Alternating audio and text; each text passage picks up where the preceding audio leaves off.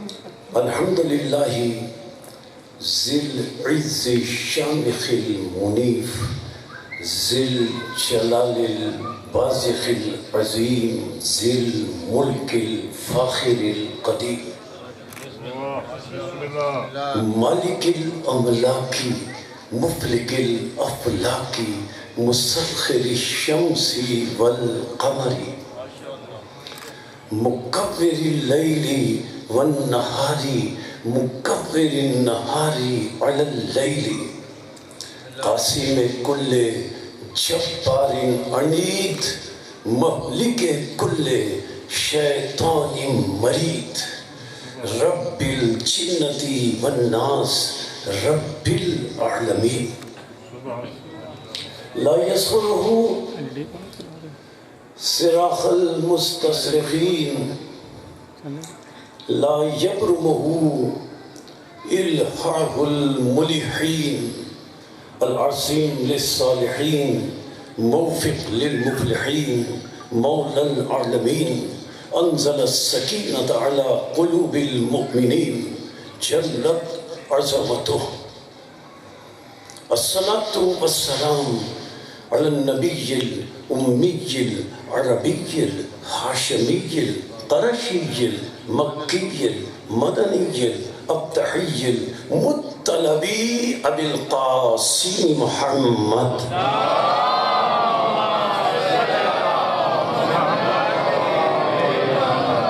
الصلاة والسلام على أهل بيته الطيبين الطاهرين المعصومين المظلومين المنتجبين المنتخبين المطهرين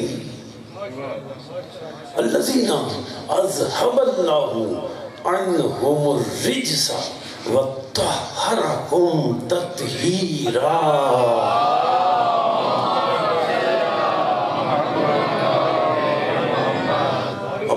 فقد قال الحكيم في محكم كلامه المتين وخطابه المبين هو أصدق الصادقين وقوله الحق لأنه هو معلن الحق بالحق بسم اللہ الرحمن الرحیم وَيُحِلُّ لَهُمُ الطَّيِّبَاتِ وَيُحَرِّمُ عَلَيْهِمُ الْخَبَائِثَ وَيَضَعُ عَنْهُمْ إِصْرَهُمْ وَالْأَغْلَالَ الَّتِي كَانَتْ عَلَيْهِمْ صلوات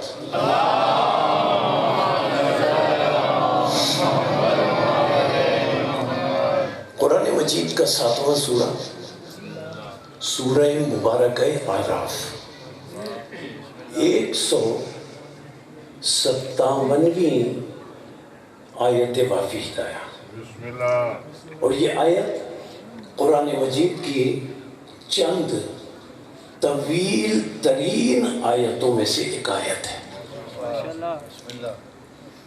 اس آیت کا درمیان کا ایک جز موضوع گفتگو کے طور پر آپ کی سماعتوں کے لیے ہدیہ کیا گیا۔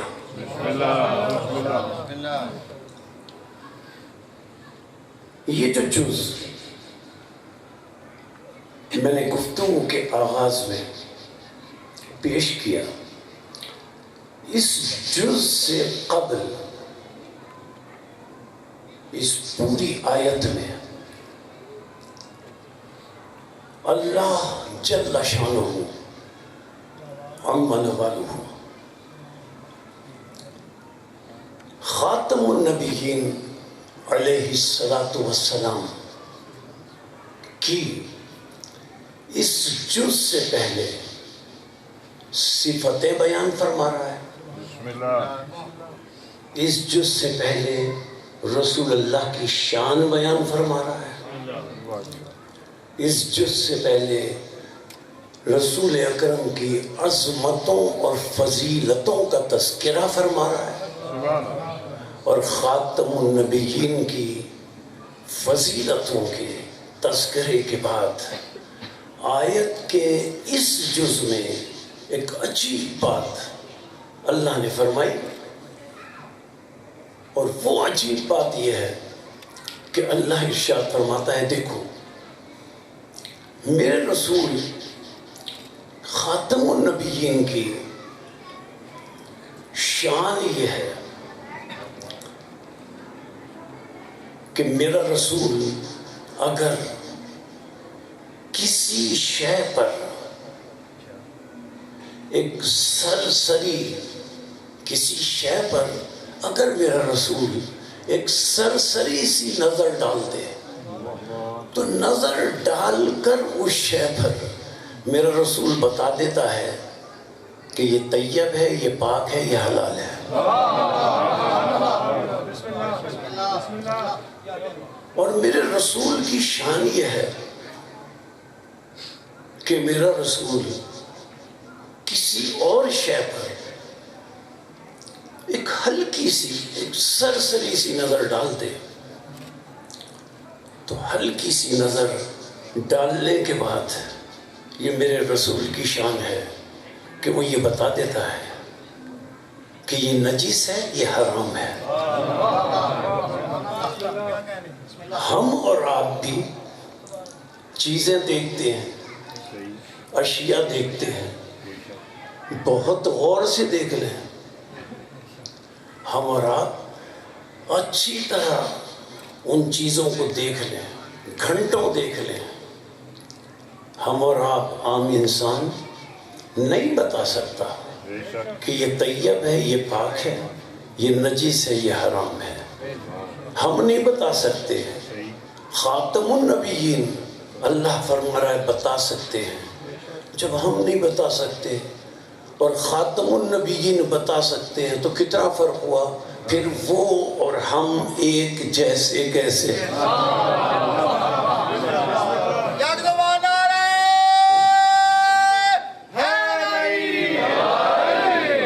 اچھا، مسئلہ یہ ہے کہ خاتم النبیین کیسے بتا دیتے ہیں؟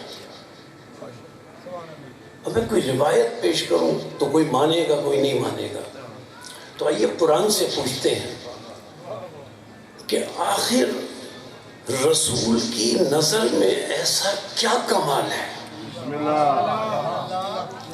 کہ صرف شے پر نظر ڈالیں اور بتا دیں، غور سے بھی نہ دیکھیں، صرف نظر ڈالیں اور بتا دیں۔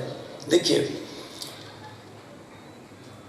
یہ عرض کرنے سے پہلے ایک آیت پیش کروں، سورہ بقرہ، قرآن مجید کا دوسرا سورہ، اور اپنے ذہنوں میں آپ حضرات اس بات کو محفوظ کر لیں، ذمہ داری کے ساتھ عرض کر رہا ہوں کہ اللہ نے جل شانہ نے پورے قرآن مجید میں پورا قرآن مجید پڑھ لیجئے، صرف اور صرف کھانے پینے کی جو چیزیں ہیں نا، پورے قرآن مجید میں کھانے پینے کی صرف 4 چیزیں حرام قرار دی ہیں، صرف 4 چیزیں اللہ نے صرف 4 چیزیں حرام قرار دی کھانے پینے کی، حالانکہ حقیقت کیا ہے؟ سینکڑوں چیزیں ہیں جو حرام ہیں، لیکن اللہ نے آیت میں صرف 4 چیزوں کا ذکر کیا، اس لیے کہ قرآن اجمال کا نام ہے، اس کی تشریح اور تفسیر کر کے ان 4 چیزوں کے مطابق سینکڑوں حرام اشیاء کو بتانا رسول کا کام ہے۔ اگر قرآن کافی ہوتا تو بس 4 چیزیں حرام ہوتی ہیں، معلوم قرآن کافی نہیں ہے جب تک تفسیر رسول نہ ہو۔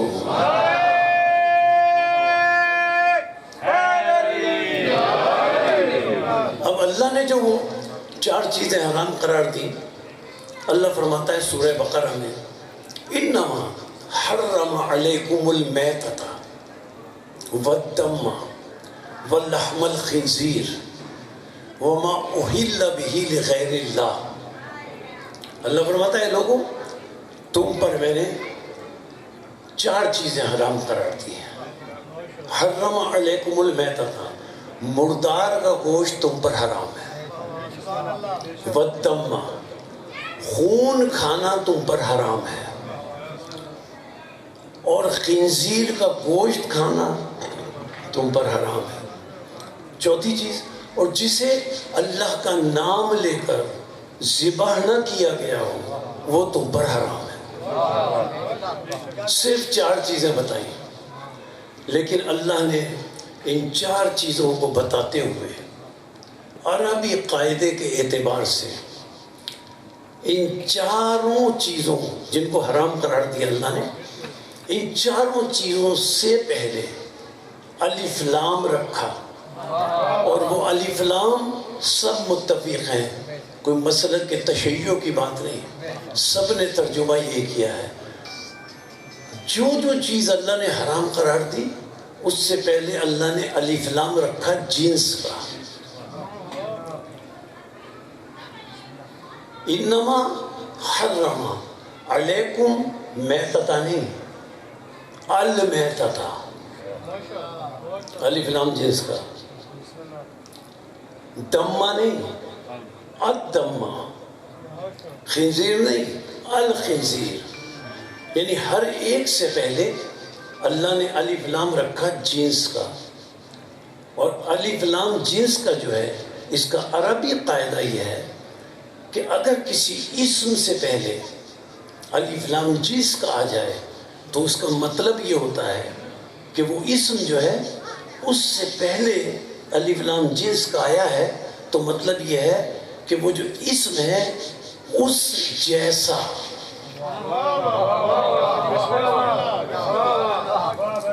اب ترجمہ کریں اس کا. اللہ نے تم پر میتۃ، مردار کا گوشت حرام قرار دیا. صرف مردار کا گوشت نہیں، المیتۃ. اور مردار کے گوشت کے ساتھ جو بھی مردار کے گوشت جیسا ہے وہ بھی حرام قرار دیا. اللہ نے تم پر خون حرام قرار دیا، اور جو بھی خون جیسا ہے وہ تم پر حرام قرار دیا. اللہ نے تم پر خنزیر کا گوشت حرام قرار دیا، اور جو بھی خنزیر کے گوشت جیسا ہے وہ تم پر حرام قرار دیا.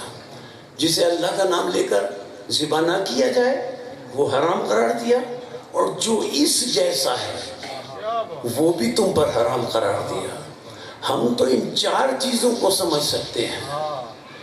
اللہ نے فرمایا اس جیسی جو بھی شے ہے وہ حرام ہے. ہم 4 کو سمجھ سکتے ہیں. اب اس جیسی جو شے حرام ہے وہ بتانے والے کا اس شے کو بتانے والے کا نام رسول خاتم ہے.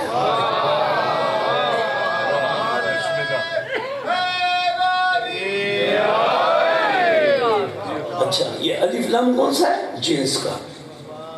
اس سے پہلے کہ میں یہ بتاؤں، آیت پڑھوں کہ رسول خاتم کیسے بتا سکتے ہیں، ذرا اس بات سے ایک شیعت کا مسئلہ حل ہو جائے. ایک آیت پڑھ رہا ہوں الف لام جنس کا. اس کے معنی آپ کے ذہنوں میں محفوظ ہو گئے. الف لام جنس کے معنی کیا ہے؟ اس جیسا. اگر یہ کسی بھی اسم پر آئے تو اس کا مطلب کیا ہے؟ اس جیسا. اب بڑی بڑی روایتیں اور حدیثیں پیش کی جاتی ہیں. میں کہتا ہوں بڑی بڑی حدیثیں اور روایتیں پیش کرنے کی ضرورت ہی نہیں ہے. قرآن میں آیت موجود ہے. کس بات کی روایتیں پیش کی جاتی ہیں؟ رسول سے پوچھا گیا آیت کیا ہے؟ سورہ احزاب کی. اس کا ایک جز پڑھو جو بچوں کو بھی یاد ہے. مکمل آیت نہیں پڑھا، بچوں کو بھی یاد ہے. ان اللہ وملائکتہ یصلون علی النبی. بس یہاں تک پڑھ لو. اللہ نے کیا فرمایا؟ اللہ اللہ اس کی ضرورت نہیں ہے. اللہ نبی پر صلوات بھیجتا ہے، فرشتے نبی پر صلوات بھیجتے ہیں. اور اللہ نے کیا فرمایا؟ اے ایمان والو، اگر تم ایمان والے ہو تو تم بھی نبی پر صلوات بھیجو.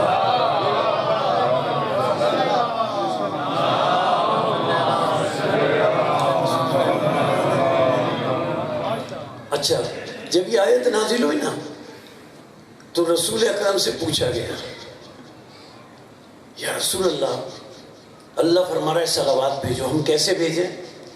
تو حدیثیں موجود ہیں، جن میں سے ایک بنیادی حدیث ہے، وہ پیش کر رہا ہوں، ورنہ میں آیت سے استدلال کروں گا کہ رسول نے لوگوں سے کہا، اپنے ساتھیوں سے، لا تصلوا علیہ صلاۃ البترا. بترا جو ہے نا ابتر سے ہے، ان شانیہ کا والابتر، ابتر مذکر ہے اور صلاۃ چونکہ مؤنث ہے اس لیے ابتر سے بترا مؤنث ہے. تو رسول اکرم نے ارشاد فرمایا لا تصلوا علیہ صلاۃ البترا. اللہ نے فرمایا ہے مجھ پر درود بھیجنے کے لیے، رسول نے فرمایا تو دیکھو مجھ پر ناقص درود نہ بھیجنا. پوچھا یا رسول اللہ کامل درود کیا ہے؟ تو ختم مرتبت نے فرمایا کامل درود وہ ہے جس میں میرے ساتھ درود میں آل محمد کو بھی شامل کرو.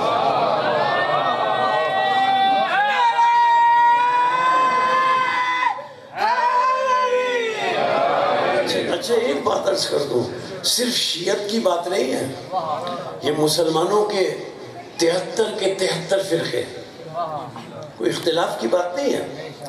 ہر فرقے کے ہاں ضروری ہے کہ نماز میں رسول خاتم علیہ السلام کے ساتھ آل رسول پر بھی درود اور صلوات بھیجی جائے. میں 4 مصرے پیش کروں امام شافعی کے.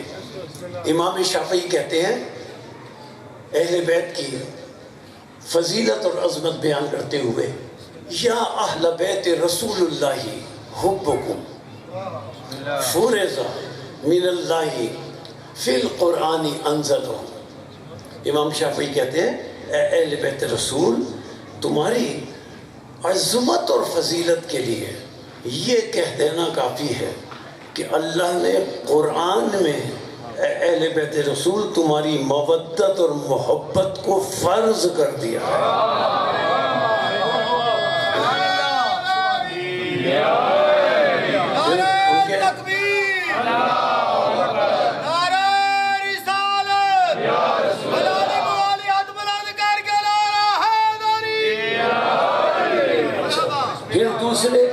پھر دوسرے 2 مصرے امام شافعی کے جو اس بات کی دلیل ہے کہ مسلمانوں کے ہر مسلک کے لیے ضروری ہے کہ نماز میں رسول کے ساتھ آل رسول پر بھی درود بھیجیں. اب امام شافعی کہتے ہیں کفاکم من قدر انکم من لم یصل علیکم فلا صلاۃ لہ. امام شافعی کہتے ہیں اے اہل بیت رسول تمہاری عظمت اور فضیلت کے لیے اتنا کہہ دینا کافی ہے کہ اے اہل بیت، جس نے چاہے وہ کوئی مسلک ہو، جس نے نماز میں تم پر صلوات نہیں بھیجی اس کی نماز ہی نہیں ہوئی.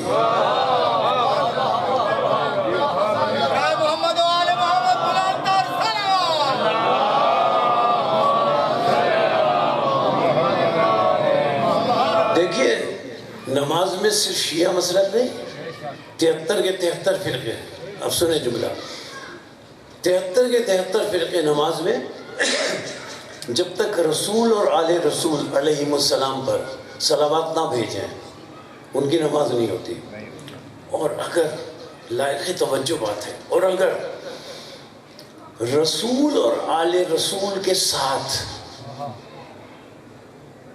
اگر کوئی بھی مسلک کسی اور پر صلوات بھیج دے نماز میں کوئی نہیں بھیجتا، صرف رسول اور آل رسول پہ صلوات بھیجتے ہیں سب، 73 کے 73 فرقے، اور نماز کے بعد آل رسول کے بعد اوروں کو بھی شامل کر لیتے ہیں۔ بھئی نماز میں کیوں نہیں شامل کرتے انہیں؟ جانتے ہیں نماز میں ان کا نام لیا تو نماز باطل ہے،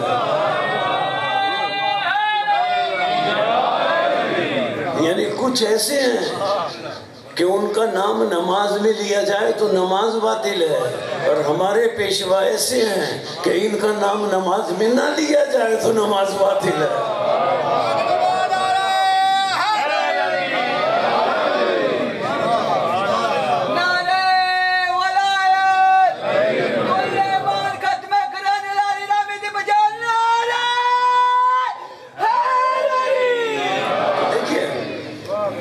اچھا، یہ تو میں نے روایت پیش کر دی اور امام شافعی کی 4 مصرے پیش کر دی ہے، لیکن اس کی ضرورت ہی نہیں تھی، یہ چونکہ لوگ پیش کرتے ہیں نا، اس لیے میں نے پیش کر دی ہے کہ رسول نے فرمایا لا تصلوا علی الصلاۃ البدرا، مجھ پر ناقص صلوات نہ بھیجا کرو، اس لیے میں نے یہ مصرے پیش کر دیے۔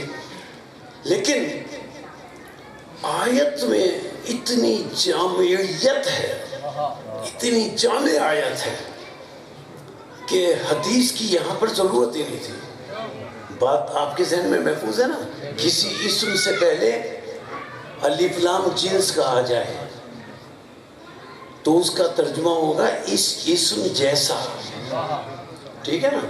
اب آیت پڑھیں، ان اللہ و ملائکتہ یصلون علی نبی نہیں ہے، النبی،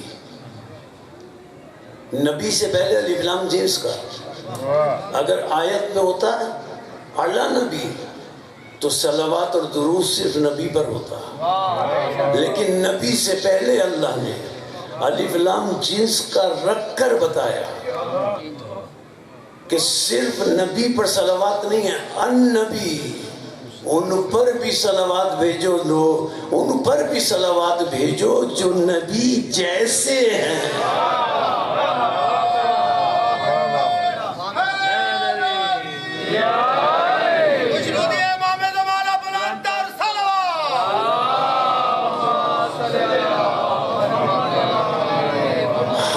جیسے صلوات بھیجنے والے اور رسول جیسے وہ جن پر صلوات بھیجی جائے، پھر وہ 14 اور ہم ایک جیسے کیسے؟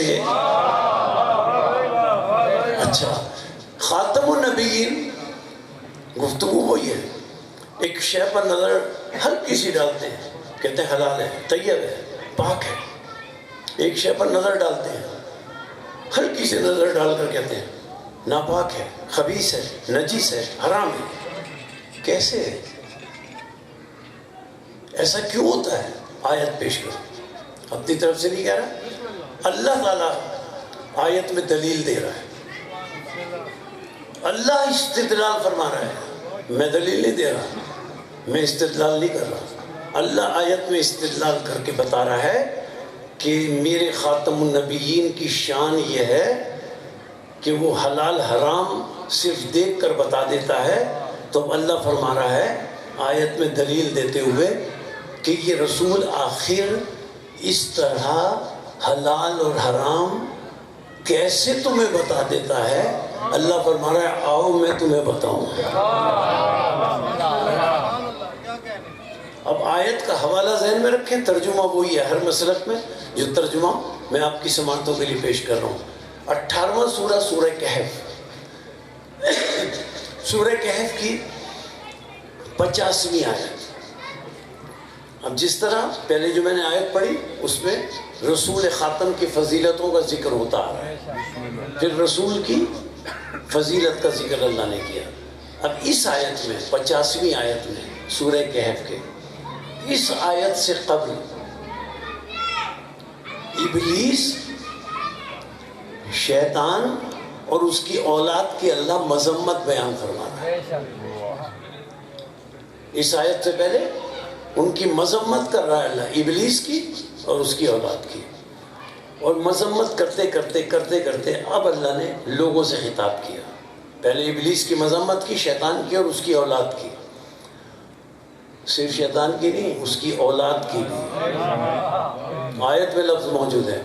اب لوگوں سے اللہ نے خطاب کیا شیطان کی اور اس کی اولاد کی مذمت کرنے کے بعد اب اللہ فرماتا ہے لوگوں سے خطاب کر کے. اب دیکھیں اس کے بعد اللہ استدلال کرتا ہے کہ میرا یہ رسول کیسے بتا دیتا ہے. اب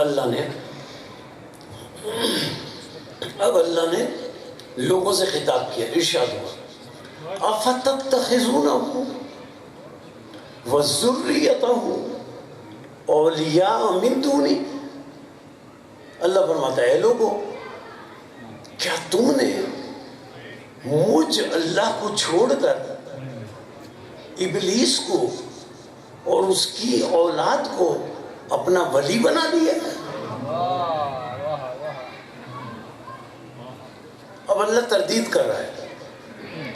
دیکھو میں اللہ ولی ہوں، ابلیس اور اس کی اولاد ولی نہیں ہے. اب آیت آگے بڑھی. اللہ فرماتا ہے ابلیس اس کی اولاد ولی نہیں ہے. وَهُمْ لَكُمْ عَدُوٌّ، یہ ولی نہیں، یہ تمہارے دشمن ہیں. وَبِئْسَ لِلظَّالِمِينَ بَدَلًا، اور ان ظالموں کے لیے اللہ نے آخرت میں برا بدلہ رکھا ہے. اب اللہ استدلال فرما رہا ہے کہ میرا رسول کیسے بتا دیتا ہے. اب اس استدلال پر توجہ. اب آیت آگے بڑھی. اللہ فرماتا ہے ابلیس اس کی اولاد، اللہ کیا فرما رہا ہے؟ ولی نہیں ہے. یہ فرمایا نا، دوہرا اس لیے رہا ہوں تاکہ بچوں اور جوانوں تک بھی بات پہنچ جائے. ابلیس اور اس کی اولاد ولی نہیں ہے. اللہ دلیل دے رہا ہے کہ ابلیس اور اس کی اولاد ولی کیوں نہیں ہے. اللہ نے دلیل دی، میری دلیل نہیں، اللہ دلیل دے رہا ہے. کیا شان ہے اس اللہ کی جو استدلال فرما رہا ہے کہ دیکھو ابلیس اور اس کی اولاد ولی نہیں ہے. کیوں ولی نہیں ہے اللہ؟ آیت آگے بڑھی. دیکھو یہ اس لیے ولی نہیں ہے، ما اشہدتہم خلق السماوات والارض ولا خلق انفسہم وما کنت متخذ المضلین عضدا. سنو، ابلیس اور اس کی اولاد اس لیے ولی نہیں ہے. اللہ دلیل دے رہا ہے کیوں ولی نہیں ہے. ما اشہدتہم، میں اللہ نے، وہ اس لیے ولی نہیں ہے کہ میں اللہ نے ابلیس کو اور اس کی اولاد کو نہ زمین کی تخلیق کا گواہ بنایا، نہ آسمانوں کی تخلیق کا گواہ بنایا، نہ عالمین کی کسی شے کی تخلیق کا گواہ بنایا. اللہ فرما رہا ہے جو کسی شے کی تخلیق کا گواہ نہ ہو وہ ولی کیسے ہو سکتا ہے؟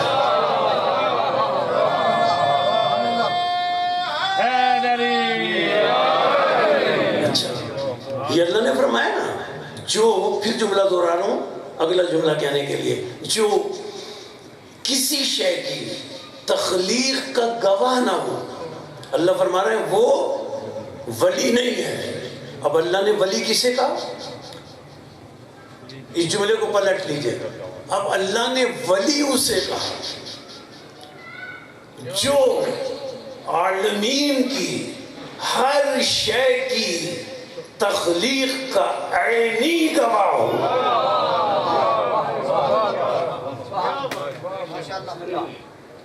جو آنکھوں سے شے کو بنتا دیکھ رہا ہو. اور لفظ شے کا اطلاق کہاں کہاں ہوتا ہے؟ لوح بھی شے ہے، قلم بھی شے ہے، کرسی بھی شے ہے، سدرۃ المنتہا بھی شے ہے. ہر شے کو جو بنتا ہوا دیکھ رہا ہو، زمین آسمان شے، انسان حیوان شے، جن فرشتے شے، جو ہر شے کو اپنی آنکھوں سے بنتا ہوا دیکھ رہا ہو. یعنی ہر شے کو، میں نے کہا نا ہر شے کو، تو ہر شے کا مطلب کیا ہے کہ کوئی شے ایسی نہیں جو ان کے سامنے نہ بنی ہو. جب کوئی شے ایسی نہیں جو ان کے سامنے بنی ہو، پھر نتیجہ ہی نکلا کہ جب یہ تھے تو ان سے پہلے کوئی شے نہیں تھی.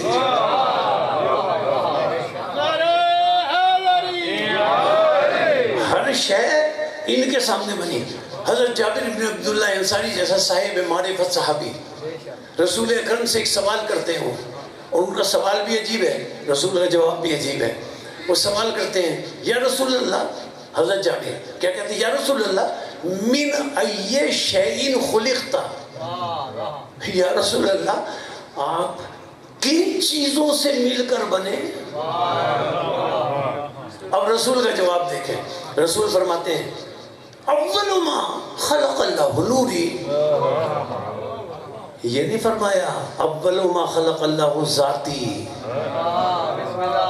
رسول نے یہ نہیں فرمایا اللہ نے میری ذات کو پہلے خلق کیا. رسول نے فرمایا اللہ نے میرے نور کو خلق کیا پہلے. اور نور 1 سے 2 ہوئے، 2 سے 5 ہوئے، 5 سے 12 ہوئے، 12 سے 14 ہوئے.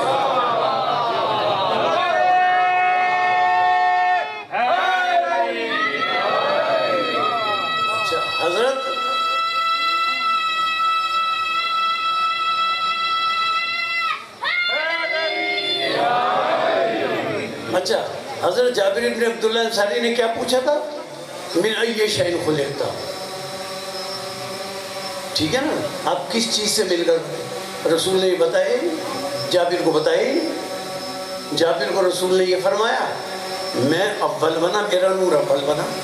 اچھا جابر کو پلٹ کر پوچھنا چاہیے تھا رسول سے کہ یا رسول اللہ میرے سوال تو یہ تھا میرا کہ آپ کن چیزوں سے مل کر بنے ہیں اور آپ بتا ہی نہیں رہے. آپ فرما رہے میرا نور اول بنا. جابر صاحب معرفت صحابی تھے، وہ سمجھ گئے جو میں نے پوچھا تھا خاتم النبیین نے اس کا جواب دے دیا. کیسے دے دیا؟ جابر سمجھ گئے کہ میں نے پوچھا آپ کس شے سے مل کر بنے؟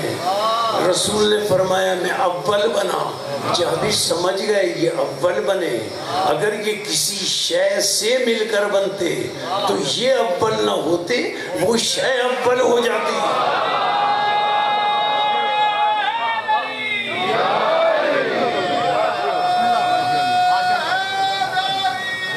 وہ شے اول ہو جاتی.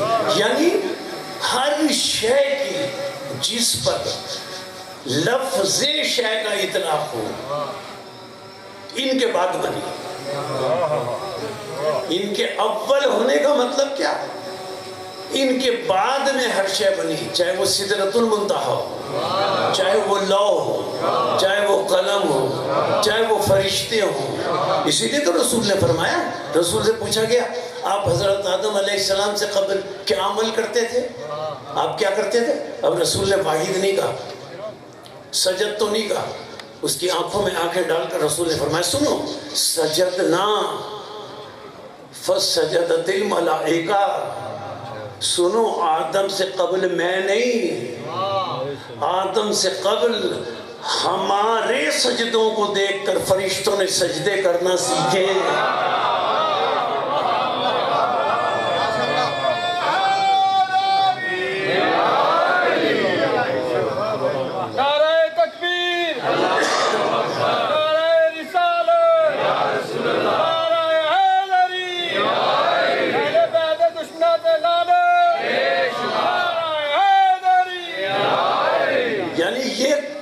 کب وجود میں آئے؟ وجود دینے والا اللہ، اور اس وقت اللہ نے انہیں وجود عطا کیا اس نور کو جب کوئی شے نہیں تھی. اگر کوئی شے ہوتی تو وہ شے اول ہوتی، یہ اول نہ ہوتے. معلوم جب یہ خلق ہوئے، اللہ نے جب انہیں پیدا کیا تو اس وقت کچھ نہیں تھا، یا وہ تھا یا یہ تھے. یہ وہ بنانے والا تھا یا یہ بننے والے تھے، یا وہ خلق کرنے والا تھا، یا یہ خلق ہونے والے تھے، یا وہ وجود دینے والا تھا، یا یہ وجود میں آنے والے تھے، یا وہ بنانے والا تھا، یا یہ بننے والے تھے. آسان لفظوں میں کہہ دوں، کچھ نہ تھا، یا وہ تھا، یا یہ تھے. کچھ نہ تھا، یا لا الہ الا اللہ تھا. کچھ نہ تھا، یا محمد رسول اللہ تھا. کچھ نہ تھا، یا علی ولی اللہ تھا. آپ آج بحث کرتے ہیں علی ولی اللہ کہنا درست ہے یا غلط ہے. میرے بھائی، علی ولی اللہ تو اس وقت تھا جب لفظ تھا نہ تھا.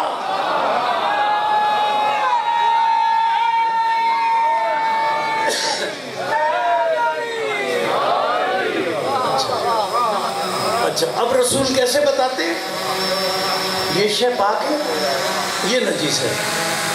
اللہ نے 4 چیزیں بتائیں. اب رسول اکرم ان 4 چیزوں جیسی، جن چیزوں کو 4 چیزوں جیسی پاتے ہیں، اس لیے کہ یہ 14 دیکھ رہے تھے کہ یہ جو شے بن رہی ہے اس کے اجزاء کیا کیا ہیں، یہ کن کن چیزوں سے مل کر بن رہی ہے. تو اس لیے یہ 14 کے 14 جانتے تھے کہ یہ حلال ہے، یہ حرام ہے. اب جس آیت کی گفتگو، جس آیت پر گفتگو مقصود ہے، یہ کون ہے؟ یہ جانتے ہیں. اب اللہ نے کیا فرمایا؟ اللہ نے فرمایا کہ ولی وہ ہے جو عالمین کی ہر شے کی تخلیق کا گواہ ہو. ہمارا عقیدہ کیا شیعت کا، ہم بیان کرنا ضروری سمجھتے ہیں. اللہ کے بعد عالمین کی افضل ترین ذات کا نام خاتم النبیین ہے. افضل ترین ذات، اللہ کے بعد کہنے کی بھی ضرورت نہیں ہے. کیوں؟ اس لیے کہ عالمین کی تعریف ہے ما سوی اللہ. عالمین کہتے ہیں جو کچھ اللہ کے علاوہ ہو اسے عالمین کہتے ہیں. تو ہمیں اللہ کے بعد کہنے کی بھی ضرورت نہیں ہے، بس ہمیں تو یہ کہنے کی ضرورت ہے کہ عالمین کی افضل ترین شے کا نام محمد عربی ہے. وَمَا أَرْسَلْنَاكَ إِلَّا رَحْمَةً لِلْعَالَمِينَ. عالمین کے لیے انہیں رحمت بنا کر بھیجا ہے. اچھا، تو اللہ نے کیا فرمایا؟ ابلیس اور اس کی اولاد ولی نہیں ہے. ٹھیک ہے نا؟ کیوں ولی نہیں ہے؟ اس لیے کہ اللہ فرماتا ہے میں نے ان کے سامنے کوئی شے بنائی نہیں. اب جن کے سامنے ہر شے بنی وہ ولی ہیں. اب میں حدیث پیش نہیں کر رہا، آئیے قرآن سے پوچھ لیں. قرآن مجید میں اللہ سے سوال کر لیں کہ اللہ تو فرما رہا ہے کہ جن کے سامنے ہر شے بنی وہ ولی ہیں. اب ہمیں ذرا قرآن میں بتا دیں کون کون ولی ہے. جو ولی ہوگا اس کے سامنے ہر شے بنی ہوگی. تو سورہ مائدہ میں اللہ نے فہرست بتا دی کہ ولی کون کون ہے. اب جو ولی ہوگا اس کے سامنے ہر شے بنی ہوگی. اللہ نے فرمایا سنو ولی کون ہے؟ انما ولیکم اللہ ورسولہ. دیکھو اللہ ولی ہے، وہ تو خالق ہے نا، اور رسول ولی ہے. اس کے بعد یہ اللہ والذین، والذین واحد نہیں، والذین جمع، آمنوا الذین جمع، یقیمون الصلاۃ جمع، یؤتون الزکاۃ جمع، ہم جمع، راکعون جمع. صرف علی کا ذکر نہیں، اللہ ولی، رسول ولی اور جمع، یہ 14 کے 14 ولی.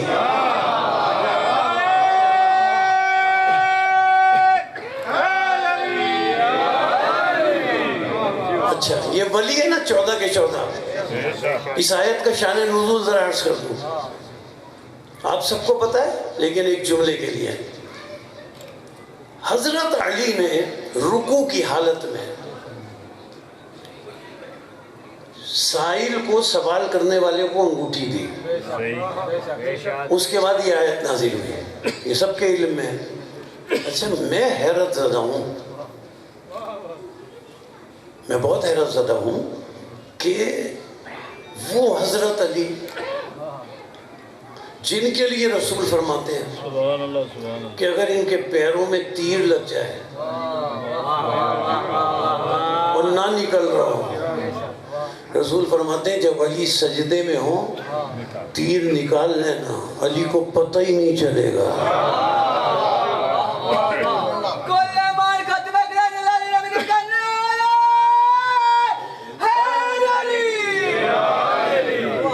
جو ایسی ذات علی کی، اور سوال کرنے والا مسجد سے باہر کھڑے ہو کے مانگ رہا ہے، لیکن اگر پورے واقعے پر نظر ڈالیں نا تو بات سمجھ میں آ جائے گی۔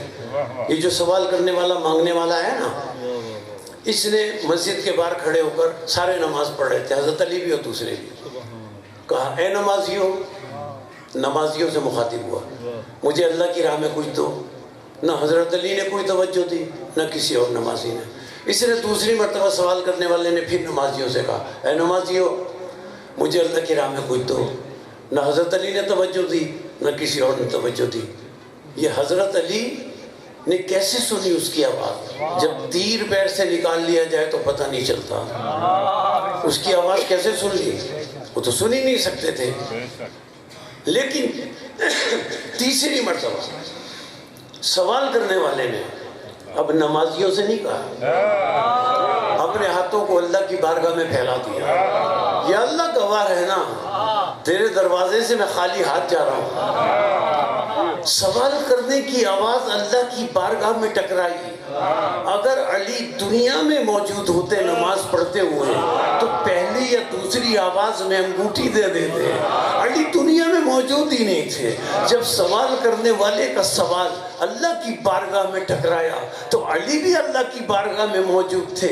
اللہ نے کچھ دینے کا ارادہ کیا، اللہ کے ارادے کا صدور معصوم پر ہوتا ہے، اللہ کے ارادے کا صدور معصوم علی پر ہوا۔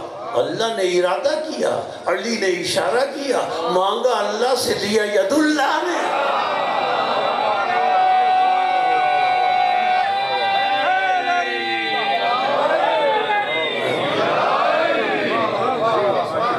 اچھا، جب ید اللہ نے دے دیا، اب رسول اکرم کو حالت نمازی میں علم ہو گیا۔ جیسے ہی رسول نماز سے فارغ ہوئے، اللہ کی بارگاہ میں رسول نے ہاتھ پھیلا دیا۔ اب 3 جملے ہیں رسول کے اس دعا کے، ایک رسول کی دعا کا مبتدا ہے، ایک وسطی جملہ ہے، ایک خبر اور نتیجہ ہے۔ 3 جملے ہیں رسول کے۔ رسول نے اللہ کی بارگاہ میں پہلا جملہ کہا ربی شرح لی صدری، یہ مبتدا ہے، اس کا مطلب ہے کہ بات کچھ اور کہنا چاہ رہے ہیں رسول، میرے سینے کی اللہ شرح کرتے ہیں، وہ یسر لی امری، اور میرے امر کو یا اللہ میرے لیے آسان کر دے۔ اب اس کے بعد تیسرا جملہ جو نتیجہ ہے، خبر ہے، اور اس ساری دعا کی تلخیص ہے۔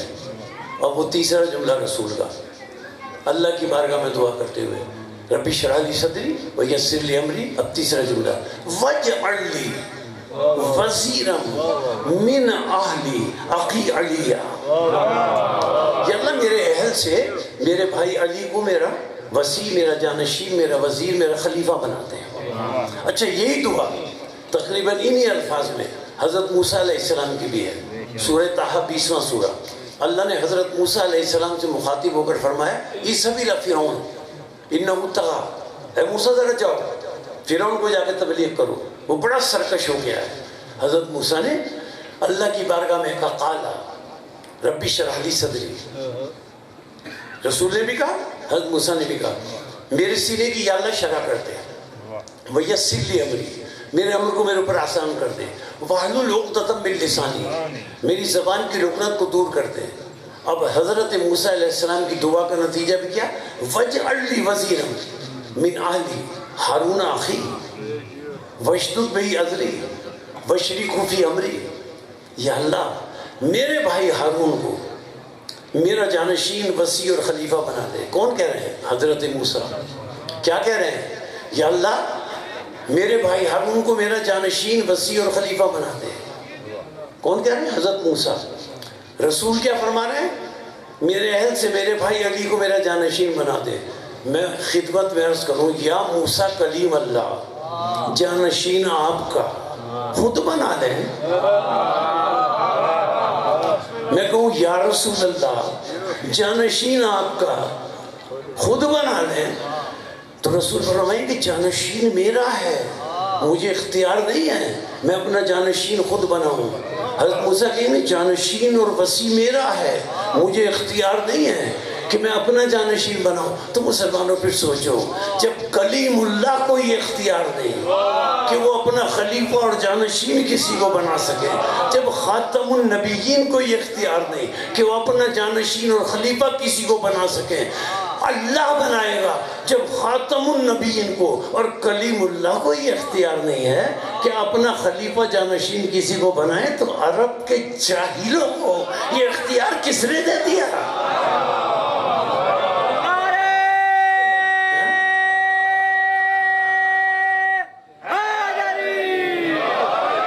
اور پھر عجیب بات ہے, اور عجیب بات ہے لوگ مانتے ہی نہیں ہیں, لوگ مانتے نہیں ہیں. پھر دیکھیں آپ عزیزان محترم, حضرت موسیٰ علیہ السلام نے جو دعا کی تھی نا, حضرت موسیٰ علیہ السلام کی دعا کا قرآن مجید میں جواب موجود ہے. وہ جواب کیا ہے؟ سورہ قصص میں جواب آیا, سَنَشُدُّ عَضُدَكَ بِأَخِيكَ وَنَجْعَلْ لَكُمَا سُلْطَانًا. اے موسیٰ ہم نے تمہاری دعا کو قبول کر لیا اور ہم نے تمہاری پشت کو تمہارے بھائی ہارون کی قوت سے مضبوط کر دیا. وَنَجْعَلْ لَكُمَا سُلْطَانًا, اے موسیٰ ہم نے تمہیں اور ہارون کو سلطان قرار دے دیا. رسول کے قلب پر قرآن نازل ہوا, حضرت موسیٰ کی دعا کا جواب قرآن میں موجود ہے, تو کیا رسول کی دعا کا جواب قرآن میں موجود نہیں ہے؟ موجود ہے, لوگ سمجھتے نہیں, غلط ترجمہ کرتے ہیں. یہاں تک موجود ہے جو رسول کی دعا کے لفظ ہیں وہی اللہ کے قرآن میں جواب دیتے ہوئے وہی لفظ ہیں. رسول نے کیا دعا کی؟ ربی اشرح لی صدری, اللہ نے جواب دیا. حضرت موسیٰ کی دعا کا جواب تو ایک آیت میں دیا, رسول کی دعا کا جواب پورے سورے میں دیا. رسول نے دعا کی ربی اشرح لی صدری, میرے سینے کی شرح کر دیا. اللہ نے جواب دیا الم نشرح لک صدرک, کیا اے رسول ہم نے تمہارے سینے کی شرح نہیں کی؟ وَوَضَعْنَا عَنْكَ وِزْرَكَ الَّذِي أَنقَضَ ظَهْرَكَ, اور کیا ہم نے تمہاری پشت سے تمہارے بوجھ کو ہلکا نہیں کیا؟ وَرَفَعْنَا لَكَ ذِكْرَكَ, اے رسول ہم نے تمہارے ذکر کو رفعتیں اور بلندی عطا کی. اب رسول نے دعا کی تھی وَيَسِّرْ لِي أَمْرِي, یسر سے یسرا. اب اللہ نے سورے کے وسط میں فرمایا, رسول نے کہا تھا یسر, اللہ نے کہا یسرا. ایک ہی معنی, اِنَّ مَعَ الْعُسْرِ يُسْرًا, اِنَّ مَعَ الْعُسْرِ يُسْرًا. وہاں یسر یہاں یسرا.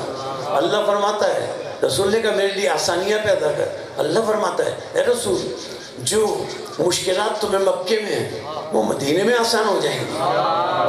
اے رسول جو مشکلات مدینے میں ہیں وہ تمہاری لیے آخرت میں آسان ہو جائیں گی. اب رسول کی دعا کا آخری جز نتیجہ, اس کے بعد رسول کیا کہتے ہیں؟ وَاجْعَلْ لِي وَزِيرًا مِنْ عَلِي أَخِي عَلِيَّ, یا اللہ میرے اہل سے میرے بھائی علی کو میرا جانشین بنا. تو اللہ نے جواب دیا, رسول کی دعا کا اللہ جواب دے رہا ہے. آیت کے آخری حصے میں فَإِذَا, اب کوئی ترجمہ نہیں کرتا اس کا, میں کیا کروں؟ ترجمہ اس کا دیکھیے, مسئلے کے تشیع کے بہت سے مفسروں نے اس کا یہ ترجمہ کیا, اور کچھ نے صرف جو آیت کا لفظ ہے وہی نیچے لکھ دیا. یہ جرأت صرف مسئلے کے تشیع میں ہے کہ اس کا ترجمہ کریں. ترجمہ کیا کیا؟ اب رسول نے کیا کہا؟ وَاجْعَلْ لِي وَزِيرًا مِنْ عَلِي أَخِي عَلِيَّ, میرے اہل سے میرے بھائی علی کو میرا جانشین بنا, میرا وصی بنا, میرا خلیفہ بنا. اب اللہ نے آیت کے آخر میں جواب دیا فَإِذَا فَرَغْتَ فَانْصَبْ. اللہ فرماتا ہے رسول خاتم جب تو رسالت کے کاموں سے فارغ ہو جائے فَانْصَبْ, تو علی کو مولا بنا دے,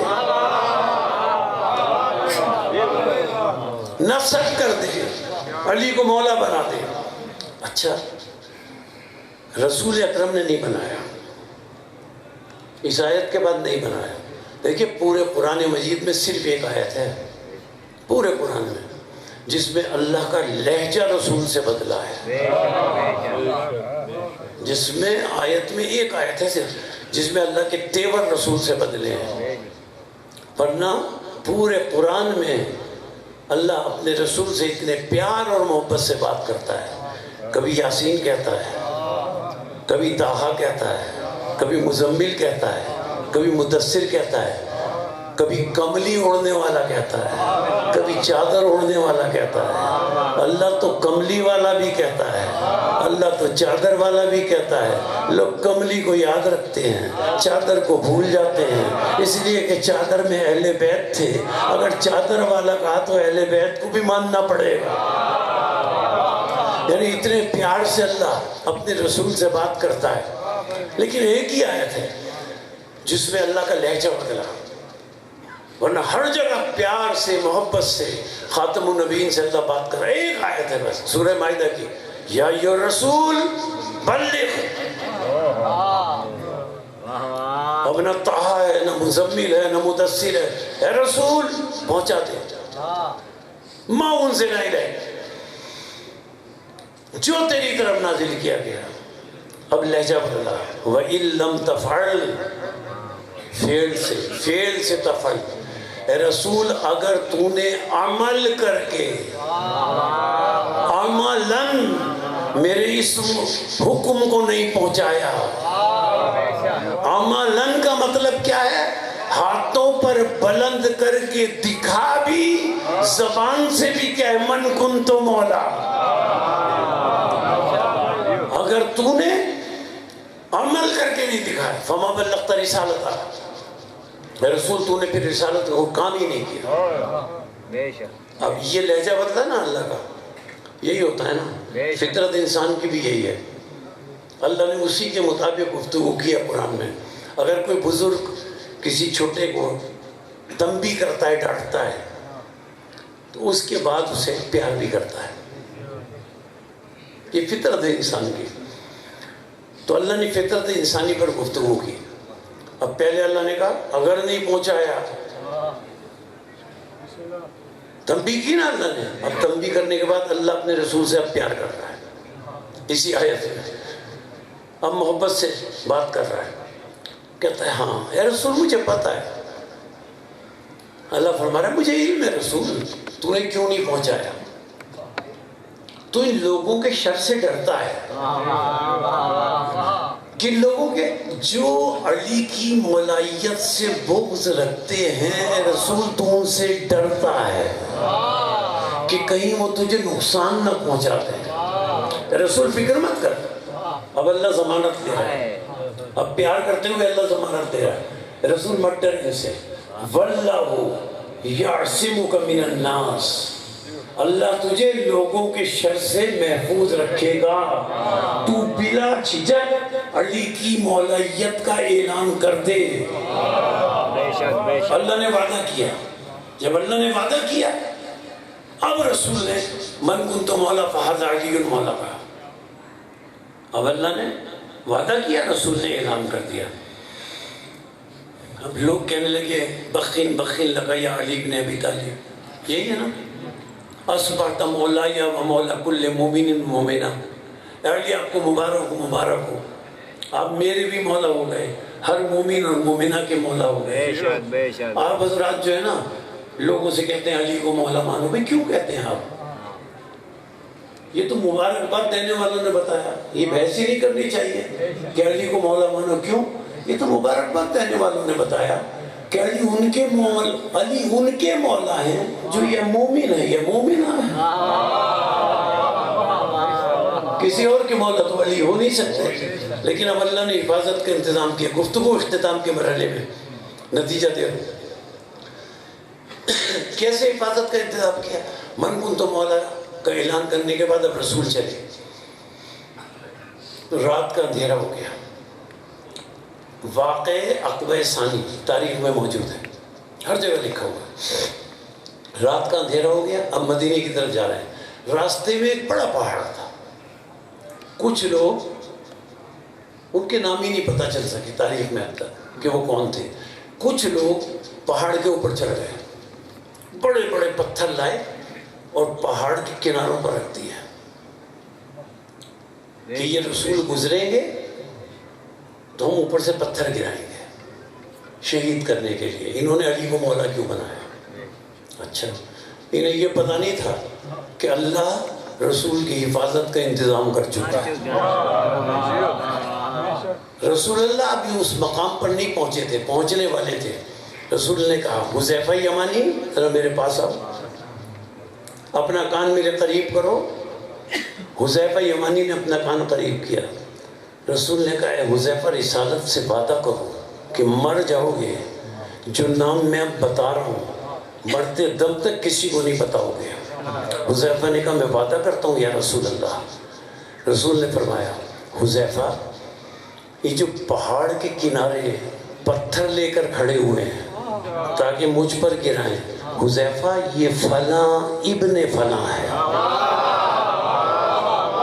یہ فلاں ابن فلاں ہے, یہ فلاں ابن فلاں ہے. نام بھی بتا دیا, ولدیت بھی بتا دیا. لیکن وہ کھڑے ہوئے تھے. حضرت حذیفہ یمانی نے ساری زندگی نہیں نام بتایا, ہمیں نہیں پتا کون تھے, نام ہی نہیں بتایا حذیفہ یمانی نے. رسول سے وعدہ کیا کہ نام نہیں بتاؤں گا, لیکن اللہ نے حفاظت کا انتظام کیا تھا اور وعدہ کیا تھا. ٹھیک ہے نا, اللہ نے رسالت کی, رسول کی حفاظت کا وعدہ کیا تھا. اچھا, اب رسول اکرم اب قریب تھا اس جگہ سے گزرے. نہیں چاہیے پانی, نہیں چاہیے. رسول اکرم قریب تھا اس جگہ سے گزرے, اس جگہ کے قریب سے گزرنے والے تھے. اللہ نے حفاظت کا وعدہ کیا تھا نا, اللہ نے دیکھے کیسے حفاظت کی. جب اس جگہ کے ذرا قریب رسول پہنچے, اب وہ پتھر گرانے والے تھے, رسول آگے بڑھنے والے تھے, اللہ نے حفاظت کا یہ انتظام کیا. رات کے اندھیرے میں تیز بجلی چمکائی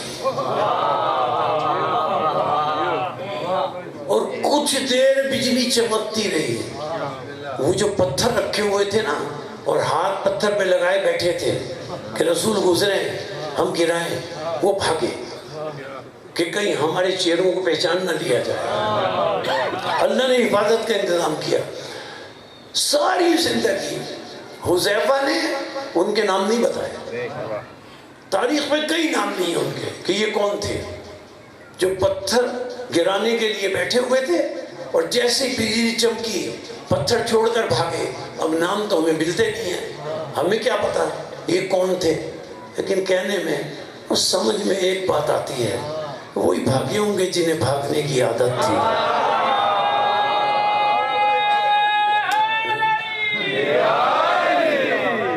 ٹھیک ہے نا. اچھا, اب دیکھیں رسول اکرم نے نام چھپوا کر, حذیفہ نام نہیں بتانا, نام چھپوا کر رسول نے نام ظاہر کروا دیے. کیا شان ہے خاتم النبیین کی, نام ظاہر کروا دیے, نام چھپوا کر. کیسے ظاہر کروائے؟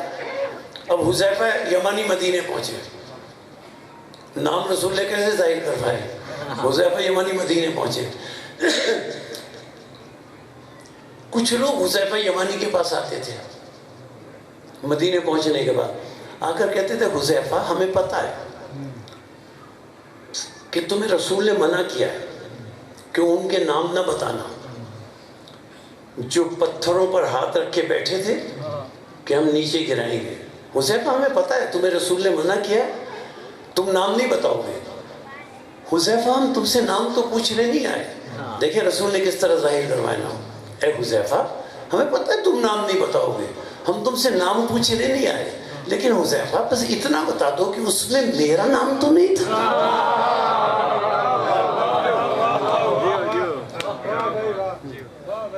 اس میں میرا نام تو نہیں تھا. اور عزیزان محترم, اس دور میں رسول کے ساتھی, دیکھیں کس طرح نام ظاہر کروایا رسول نے. رسول کے ساتھی جب کوئی انتقال کر جاتا تھا تو یہ دیکھتے تھے کہ حذیفہ کس کی نماز جنازہ نہیں پڑھ رہے ہیں. ظاہر کروا دیا رسول نے. اچھا اب یہ تیسرا جز تھا کلمے کا. بس گفتگو اختتام پذیر ہوئی 2 باتوں پر. دیکھیے جب تک رسول مکے میں تھے تو ختمی مرتبہ پر سورہ طٰہٰ میں 20ویں سورہ میں آیت ہے لا الہ الا اللہ. یہ آیت نازل ہوئی رسول پر کہ ان مکے والوں سے کہہ دو قولوا لا الہ الا اللہ تفلحوا. بے شک بے شک صحیح. تم لا الہ الا اللہ کہہ دو, یہ رسول تمہیں آخرت میں نجات کی ضمانت دیتا ہے. اس لیے کہ دیکھیں پورے قرآن میں آپ کلمہ ایک جگہ دکھائی نہیں سکتے. بے شک. کلمے کا ایک جز نازل ہوا مکے میں لا الہ الا اللہ. رسول نے فرمایا لا الہ الا اللہ کہہ دو جنت مل جائے گی. بے شک بے شک. محمد رسول اللہ کی ضرورت نہیں. اب ہجرت سے پہلے جس نے لا الہ الا اللہ کہا اور مر گیا تو اسے جنت مل گئی. ہجرت کے بعد سورہ الفتح 48واں سورہ جو مدنی سورہ ہے اس میں آیا اللہ کا حکم محمد الرسول اللہ. اے رسول اب ان سے کہو لا الہ الا اللہ کے ساتھ محمد الرسول اللہ بھی کہے. یہ کلمے کا دوسرا جز آیا. ایک جگہ کلمہ نہیں ہے, یہ دوسرا جز آیا. ان سے کہو لا الہ الا اللہ محمد الرسول اللہ دونوں کہیں تو انہیں نجات ملے گی. لیکن یہ دوسرا جز آیا, کلمہ مکمل نہیں ہوا. اس لیے کہ لا الہ الا اللہ کے نازل ہونے کے بعد دین مکمل نہیں ہوا. محمد رسول اللہ کے نازل ہونے کے بعد دین مکمل نہیں ہوا. جب رسول نے کلمے کا تیسرا جز پہنچایا بلغ کے جواب میں من کنت مولا یعنی علی ولی اللہ, جبریل آئے الیوم اکملت لکم دینکم واتممت علیکم نعمتی ورضیت لکم الاسلام دینا. دین بھی مکمل ہو گیا, کلمہ بھی مکمل ہو گیا.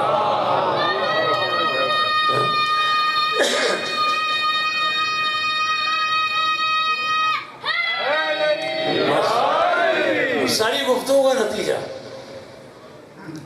توجہات مبذول ہیں. اب ذرا توجہ کیجئے گا, مکے میں لا الہ الا اللہ کا حکم ہے. بے شک. ہجرت سے پہلے اگر کوئی مر گیا, انتقال کر گیا, لا الہ الا اللہ کہہ کر جنت میں جائے گا, یقیناً جائے گا. اس لیے کہ کلمے کا دوسرا جز ابھی نازل نہیں ہوا. لیکن اگر وہ ہجرت کے بعد بھی زندہ رہا تو اسے لا الہ الا اللہ کے ساتھ محمد رسول اللہ کہنا پڑے گا, پھر نجات پائے گا.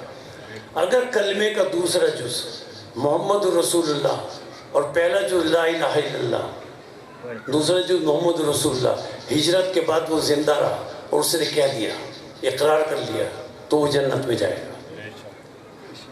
اگر وہ غدیر سے پہلے انتقال کر گیا تو لا الہ الا اللہ اور محمد رسول اللہ کہہ دے, اسے نجات مل جائے. ٹھیک ہے نا. لیکن اگر کوئی غدیر تک زندہ رہا تو اسے لا الہ الا اللہ بھی کہنا پڑے گا, محمد الرسول اللہ بھی کہنا پڑے گا, علی ولی اللہ یہ تیسرا جز ہے کلمے کا, یہاں کلمہ مکمل ہوا, یہ بھی کہنا پڑے گا. بے شک بے شک. اگر وہ غدیر تک زندہ رہا اور اس کے بعد زندہ رہا تو اسے کلمے میں لا الہ الا اللہ, محمد رسول اللہ, علی ولی اللہ یہ تینوں کہنے پڑیں گے. لیکن اگر وہ من کنت مولا کے اعلان سے پہلے انتقال کر گیا تو محمد رسول اللہ تک کلمہ پڑھے گا, اس کو نجات مل جائے گی. بس میں کہنا یہی آسان سا جملہ کہنا چاہتا ہوں کہ اگر علی کی مولائیت سے اتنا ہی بغض تھا تو غدیر سے پہلے مر جاتے ہیں.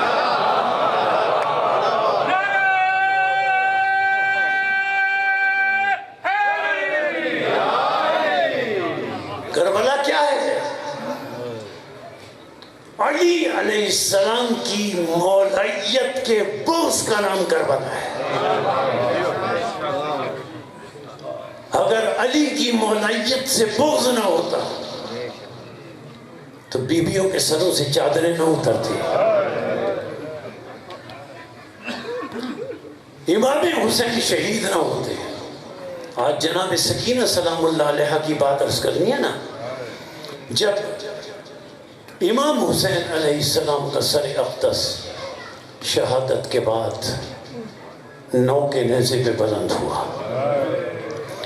جناب سکینہ سلام اللہ علیہ کہتی ہیں جیسے ہی میرے بابا کا سر 9 کے نیزے پر آیا، کسی ظالم نے مجھے اتنا شدید تازیانہ مارا کہ میں بے ہوش ہو کر گر گئی.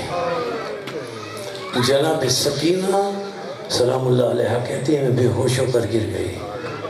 کچھ دیر کے بعد مجھے ہوش آیا تو میں نے دیکھا کہ کسی کا ہاتھ میرے سر پر ہے. میں نے پلٹ کر دیکھا تو میری پھوپھی اماں جناب زینب سلام اللہ علیہ تھی. اب سنیں جناب سکینہ سلام اللہ علیہ کے جملے. جناب سکینہ کہتی ہیں میں نے اپنی پھوپھی جناب زینب کی طرف دیکھا، میں نے دیکھا میری پھوپھی سر سے پیر تک تازیانے کھا کھا کر نیلی ہو چکی تھی. تازیانے کھا کھا کر نیلی ہو چکی تھی. میں نے کہا پھوپھی اماں آپ تو سر سے پیر تک تازیانے کھا کھا کر نیلی ہو گئی ہیں. تو جناب زینب سلام اللہ علیہ نے کہا بیٹی سکینہ تمہارے بابا نے رخصت ہوتے وقت سارے بچوں کو میرے سپرد کیا تھا. جب کوئی ظالم تازیانہ لے کر بچوں کی طرف بڑھتا تھا میں سامنے آ جاتی تھی اور بچے کے بجائے تازیانہ مجھے لگتا تھا. عزیزوں عزاداروں، جناب سکینہ سلام اللہ علیہ کو پرسہ دینے والوں، ظالم آگ لے کر اب خیموں کی طرف بڑھے. جب ظالم آگ لے کر خیموں کی طرف بڑھے تو بنی وائل کی ایک عورت ان ظالموں سے بلند آواز سے مخاطب ہوئی، اے ظالموں تم نے رسول کا گھر تو اجاڑ دیا، اب کہاں جا رہے ہو؟ بنی وائل کی عورت کہتی ہے جن خیموں کو تم جلانے جا رہے ہو اے ظالموں اس میں کنیزیں نہیں ہیں، رسول کی بیٹیاں ہیں. ان میں کنیزیں نہیں ہیں، رسول کی بیٹیاں ہیں. پھر عجیب جملہ کہتی ہے بنی وائل کی عورت ان ظالموں سے مخاطب ہو کر کہتی ہے تمہیں اتنا نظر نہیں آ رہا کہ آسمان سے خون برس رہا ہے؟ تم یہ نہیں دیکھتے آسمان سے خون برس رہا ہے؟ عزاداروں خیمے جلے نا تو خیموں کے جلنے کے بعد اب عجیب جملہ ہے جناب سکینہ سلام اللہ علیہ کا. خیموں کے جلنے کے بعد جناب زینب سلام اللہ علیہ نے جناب سکینہ سلام اللہ علیہ کا ہاتھ پکڑا، بیٹی باہر چلو. عجیب جملہ یہاں جناب سکینہ کا، بیٹی سکینہ باہر چلو. جناب سکینہ نے جواب میں کہا پھوپھی اماں آپ کے سر کے بال بڑے ہیں، آپ تو سر کے بالوں سے چہرے کا پردہ کر لیں گی، میرے بال بہت چھوٹے ہیں، پھوپھی اماں میں کیسے اپنے چہرے کا پردہ کروں گی؟ حمید ابن مسلم جو راوی ہے نا کربلا کا، وہ کہتا ہے کہ میں نے دیکھا کہ جلتے ہوئے خیموں سے ایک 4 سالہ بچی تیزی سے نکلی جس کے کرتے کے دامن میں آگ لگی ہوئی تھی. حمید ابن مسلم کہتا ہے مجھے رحم آ گیا کہ یہ چھوٹی سی بچی جل نہ جائے. میں اس کے پیچھے دوڑا. جیسے ہی اس بچی نے محسوس کیا کہ میرے پیچھے کوئی آ رہا ہے وہ بچی پلٹ کر کہتی اے شیخ تو کون ہے؟ میرے پیچھے کیوں آ رہا ہے؟ حمید کہتا ہے میں نے کہا میں آپ کے کرتے کی آگ بجھانا چاہتا ہوں. جناب سکینہ سلام اللہ علیہ کا جملہ سنیں گے عزاداروں؟ کیا دردناک جملہ کہا جناب سکینہ سلام اللہ علیہ نے، اے شیخ خبردار مجھے ہاتھ نہ لگانا، میں بطول کی بیٹی ہوں۔ اے شیخ خبردار مجھے ہاتھ نہ لگانا، میں بطول کی بیٹی ہوں۔ ہاں اگر تجھے مجھ پر رحم آ ہی گیا ہے، اے شیخ اگر تجھے مجھ پر رحم آ ہی گیا ہے تو مجھے نجف کا راستہ بتا دے، مجھے نجف کا راستہ بتا دے، میں اپنے دادا سے جا کر شکایت کروں گی۔ حمید کہتا ہے میں نے کہا تم جلد جلے ہوئے خیموں کی طرف چلی جاؤ، کہیں یہاں گھوڑوں کی ٹاپوں میں نہ کچلی جاؤ، نجف بہت دور ہے، تم نہیں جا سکتی۔ اب عجیب جملے ہیں مقتل کے، روایت کے۔ حمید کہتا ہے بڑے دردناک عجیب جملے ہیں۔ حمید کہتا ہے ابھی میں بچی سے یہی گفتگو کر رہا تھا کہ میں نے دیکھا، آپ سمجھ گئے نا، آپ کے بس آنسوؤں کی نظر جملے کر دوں، آپ کے ذہنوں میں جملے موجود ہیں۔ حمید کہتا ہے ابھی میں بچی سے یہی باتیں کر رہا تھا کہ میں نے دیکھا ایک ظالم، میں اس ظالم کا نام نہیں لوں گا، ایک ظالم ہاتھ میں تیز خنجر لے کر آیا اور جناب سکینہ سلام اللہ علیہ کے کانوں کو کاٹ کر گوشوارے اتار لیے، کانوں کو کاٹ کر گوشوارے اتار لی ہے۔ جناب سکینہ راوی کہتا ہے بے ہوش ہو کر زمین پر گر پڑی، دونوں کانوں سے خون بہنے لگا، بے ہوش ہو کر زمین پر گر پڑی۔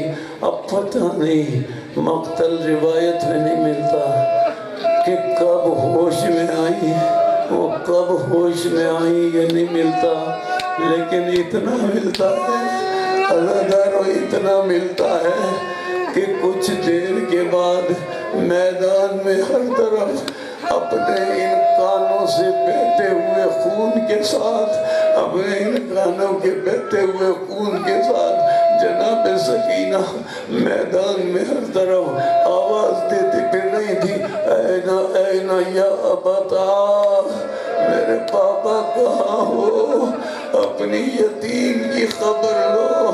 عزادارو ایک ایسی لاش جس کے بدن پر سر نہیں تھا، اس کے دونوں ہاتھ بلند ہوئے، یا بنیا الیہ الیہ، اے میری بیٹی، اے میرے سینے پہ سونے والی، تیرا مظلوم باپ یہاں پڑا ہے۔ سکینہ جس کے ہاتھ بلند ہوئے اس کے قریب پہنچی، کہا بابا آپ کے سینے پر اتنے تیر ہیں، میں کیسے آپ کے سینے پر سوؤں؟ قدموں پر سکینہ نے اپنا سر رکھ دیا اور سر رکھ کے کہا بابا میرے کانوں کو دیکھیں، بابا میرے گوشوارے خنجر سے اتارے گئے، بابا میرے منہ پر تماچے پڑے۔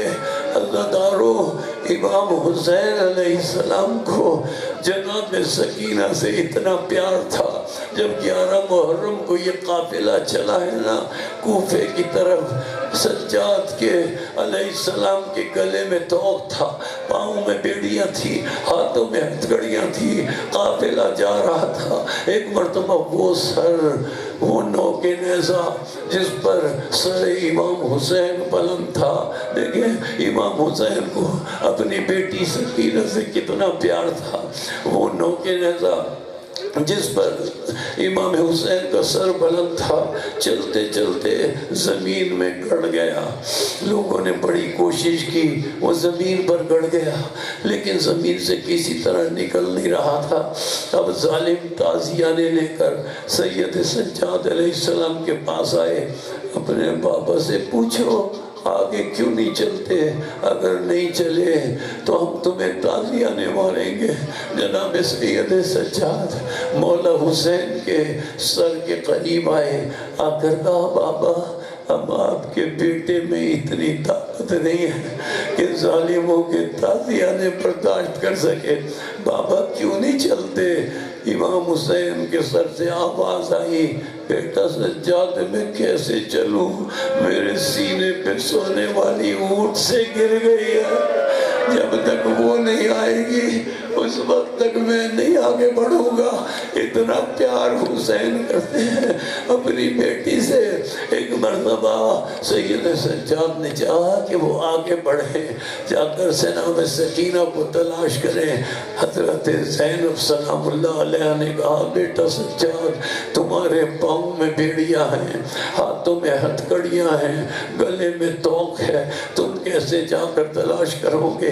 میرا اونٹ بٹھا دو، میں جا کر اپنی بیٹی سکینہ کو تلاش کروں گی. جناب زینب اونٹ سے اتری، پیچھے گئی، ہر جگہ آواز دے رہی ہے، اینا اینا سکینہ، ارے سکینہ تم کہاں؟ اب سنیں گے آپ جملے. جناب زینب سلام اللہ علیہ نے دیکھا ایک برقع پوش بی بی ہے.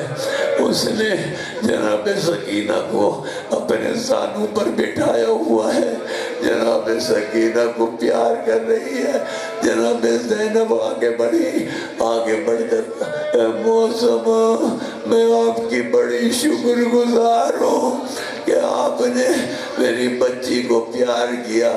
زدارو آپ سنیں گے اس موسمہ نے اپنے چہرے سے نقاب اٹھی. ارے زینب تو کیا اپنی ماں کا شکریہ ادا کر، کیا تو اپنی ماں کا شکریہ ادا کر رہی ہے؟ بس ازادارو چند جملے. جناب سکینہ کوفے کے بازار میں بھی بابا کو یاد کر کے روتی تھی، شام کے بازار میں بھی بابا کے سینے کو یاد کر کے روتی تھی. لیکن جب سے شام کے قید خانے میں آئی تھی، جیسے ہی رات ہوتی تھی بلند آواز سے رو کر کہتی تھی، بابا آپ کا سینہ کہاں ہے؟ میں آپ کے سینے پر سونے جاتی ہوں. عزادارو اتنا بلند آواز سے روتی تھی کہ دمشق کے شام کے لوگ شکایت لے کر ظالم کے پاس گئے کہ اس بچی کا رونا ہم سے نہیں دیکھا جاتا، اس بچی کا رونا بند کراؤ. ظالم نے لعین شمر سے کہا، جا کر پوچھو یہ بچی کیوں روتی ہے. جب شمر آیا تو جناب سید سجاد علیہ السلام کا جملہ سنیں گے. جناب سید سجاد کہتے ہیں، اے ظالم تو قید خانے کے دروازے پر نہ آیا کر، میری پھوپھیوں سے برداشت نہیں ہوتا، تیرا آنا میری پھوپھیوں سے برداشت نہیں ہوتا. ظالم کہتا ہے مولا سجاد علیہ السلام سے، اس بچی کا رونا بند کراؤ، اس بچی کا رونا بند کراؤ. امام وقت ہے نا، امام زمانہ ہے نا. امام سجاد علیہ السلام جانتے تھے کہ بچی کیسے رونا بند کرے گی. امام سجاد علیہ السلام نے کہا، ظالم میں تجھ سے وعدہ کرتا ہوں کہ اب کل سے یہ بچی نہیں روئے گی، بس ایک شرط ہے، میرے بابا کا سر لا کر دے دے، یہ بچی میں وعدہ کرتا ہوں نہیں روئے گی. جناب سجاد جانتے تھے امامت کے غیب سے کہ جب یہ بچی زندہ ہی نہیں رہے گی تو روئے گی کیسے، جب زندہ ہی نہیں رہے گی تو روئے گی کیسے. عزادارو ظالم امام حسین علیہ السلام کا سر لے کر آیا. اب جانتے ہیں نا کیسے لے کر آیا؟ جن حسین کے سر کے بالوں پر رسول پیار کرتے تھے ان سر کے بالوں کو پکڑ کر مولا حسین کا سر لے کر آیا. اور جب سر قید خانے میں آیا جناب سکینہ نے اپنا چہرہ اپنے بابا کے چہرے پر رکھا. بابا میرے منہ پر تماچے پڑے، بابا میرے منہ پر تماچے پڑے، بابا میرے کانوں کی گوشوارے اترے، بابا میرے کانوں کی گوشوارے اترے. روتے روتے سکینہ غش میں چلی گئی. کچھ دیر غش میں رہی، غش میں آنے کے بعد اٹھی. اٹھنے کے بعد جناب سکینہ کبھی قید خانے کے کونے میں جاتی، کبھی دوسرے کونے میں جاتی، کبھی تیسرے کونے میں جاتی. جناب زینب نے کہا، بیٹی کس سے تلاش کر رہی ہو؟ سکینہ نے کہا پھوپھی اماں ابھی بابا آئے تھے، ان کے ساتھ دادی زہرا بھی تھی، بابا مجھ سے کہہ رہے تھے بیٹی سکینہ اب تو میرے پاس آنے والی ہے، گھبرا مت، اب تو میرے پاس آنے والی ہے۔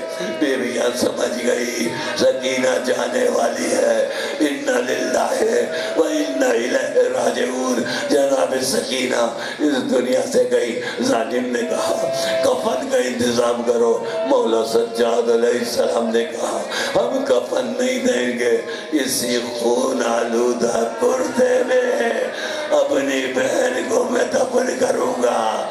عزادارو سکینہ کا لاشا اپنے ہاتھوں پر اٹھا کر مولا سجاد قید خانے میں قبر کھود کر آگے بڑھے۔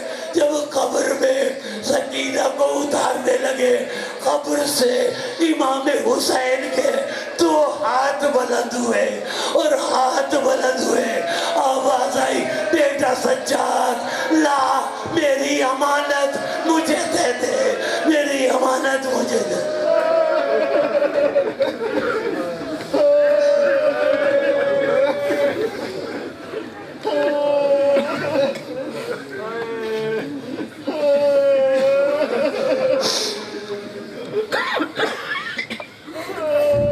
مومنین حضرات سے التماس ہے کہ وہ سید عابد شاہ شرازی صاحب کے گھر تک پہنچے تاکہ جلوس پاک سیدہ اور جناب حسین علیہ السلام برآمد کیے جائے۔ ماتم حسین